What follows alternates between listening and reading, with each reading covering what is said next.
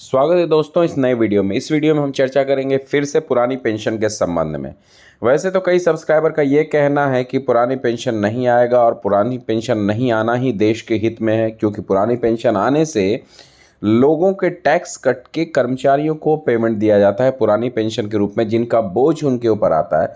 तो लगता है सरकार ऐसा कुछ सुनने वाली नहीं है और सरकार लगातार हर राज्य धीरे धीरे यह प्रयास कर रहा है कि पुरानी पेंशन को वापस लाया जाए। वजह चाहे जो भी हो, इसके बारे में तो मैं चर्चा नहीं करूंगा, वह एक राजनीतिक विषय है। तो फिलहाल इस कड़ी में एक और राज्य का नाम जुड़ गया है और वह राज्य है छत्तीसगढ़।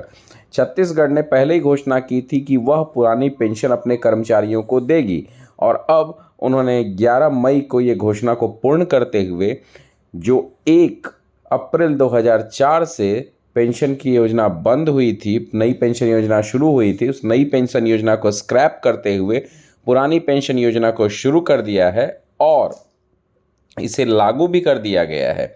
यानी अब उनके 10% का जो मंथली डिडक्शन था वो डिडक्शन अब नहीं होगा। सरकार की तरफ से एडिशनल जो दिया जाता था वह भी नहीं दिया जाएगा और उन्हें पुराने पेंशन के हिसाब से डिडक्शन मिलेगा और उसके बाद एक लेटर भी भेजा जाएगा पीएफआरडीए को कि इनके जो डिडक्शंस हैं उसे वापस किया जाए। हालांकि पीएफआरडीए ने राजस्थान सरकार के केस में यह मना कर दिया है कि ऐसा कोई प्रावधान नहीं है कि आपको पुराने नई पेंशन का डिडक्शन का पैसा वापस किया जाए, लेकिन ऐसा भी नहीं है कि पेंशन का पैसा जो डिडक्शन किया गया है वो वापस नहीं किया जाए। खैर, ये विवाद और बहस का विषय है जो आगे देखा जाएगा, लेकिन अभी की तो बात यह है कि छत्तीसगढ़ सरकार ने पुरानी पेंशन योजना को लागू कर दी है, जो वहाँ के 3 लाख कर्मचारियों के लिए बहुत ही खुशी की बात है कि पुरानी पेंशन योजना वापस आ गई।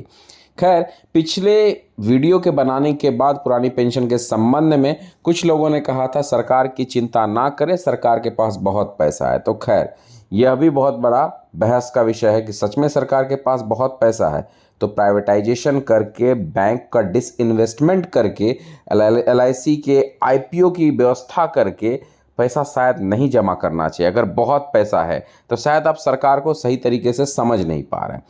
खैर, जहाँ तक हम बात करेंगे कि वित्तीय बोझ की, तो जब नई पेंशन योजना की बात होती है तो नई पेंशन योजना के बारे में बात करते वक्त कई सरकार के एमएलए, मंत्री और कई लोग ये भूल जाते हैं वित्तीय बोझ की चर्चा करते हुए कि 14% या 14 रुपया 100 में जो वो ऐड कर रही है गवर्नमेंट एम्प्लॉय के केस में, वित्तीय बोझ तो पहले से ही बढ़ रहा है। यानी अगर 14% गवर्नमेंट कोई भी ऐड करेगी तो वो ऑलरेडी 25 साल बाद दिए जाने वाले चीज़ के लिए आज ही वित्तीय बोझ बढ़ रहा है। और कहीं ना कहीं इन लोगों के कहने के मुताबिक वह इनडायरेक्टली कहा जाए या डायरेक्टली कहा जाए तो लोगों के टैक्स पेयर्स के पैसे का ही बोझ होना चाहिए।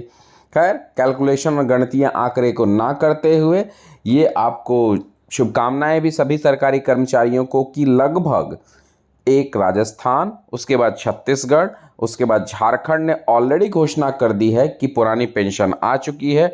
अब इसके बाद हिमाचल प्रदेश और आंध्र प्रदेश भी कतार में खड़े हैं, कर्नाटक भी कतार में खड़े हैं। यानी 6 स्टेट की तो पुरानी पेंशन योजना होने के सवाल ही हैं। अब देखते हैं आगे, इसके आगे क्या होता है। अगर और 5-7 स्टेट ले आती है तो एक यूनिफॉर्म पेंशन योजना लाने के लिए फिर से केंद्र सरकार को वापस इस पे एक अनाउंसमेंट करना ही पड़ेगा और उसके बाद पुरानी पेंशन लाना ही पड़ेगा। बहरहाल, संघर्ष जारी रहना चाहिए पुरानी पेंशन के लिए, चाहे जिस स्तर पे भी रहे, छोटे स्तर पे रहे या बड़े स्तर पे रहे, लेकिन पुरानी पेंशन के लिए किया जाने वाला यह संघर्ष ही आने वाले समय में सरकारी कर्मचारियों के लिए पुरानी पेंशन योजना लेकर आएगा और यह हमारे लिए बहुत ही अच्छी बात मानी जाएगी।